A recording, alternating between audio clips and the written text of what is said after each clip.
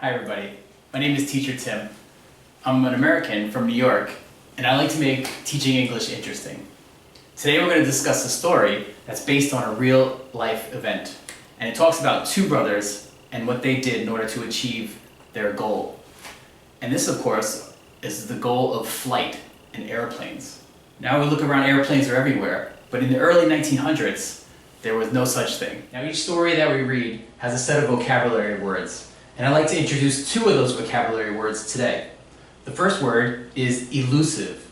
Now elusive is an adjective, and this kind of describes something that is not easily achieved, such as, oh, that dream, it's so elusive. It's like it's out of reach, but yet it could be reached, but not easily.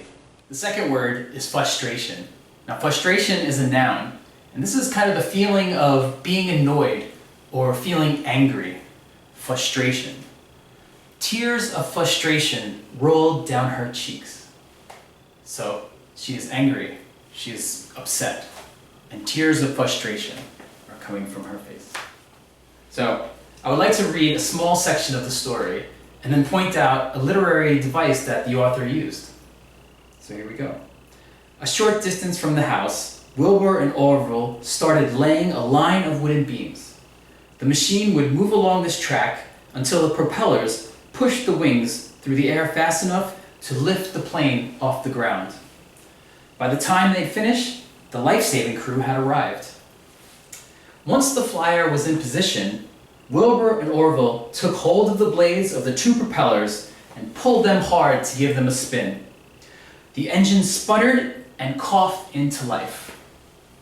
Now, when we look at a term called personification, we see that the author makes the engine sound as if it has human qualities. So when he says the engine sputtered and coughed into life, he's using personification. Because we all know that human beings, we cough, and engines aren't alive, but yet it refers to how the engine was starting, like coughing, and then the engine started. And this is an example of personification that was used in this section. Every time we read one of these stories, we're going to look at the writing techniques and the styles that the author used. For example, in today's story, I'm going to teach you the writing skills known as conclusion and generalization. So what we're going to do is come up with our own conclusion from the story, and then we're going to search for 3 details which help support our conclusion. From there, we're going to take all this information and put it into an essay format, which will have 5 paragraphs. Of course, our first paragraph will be the introduction to the topic.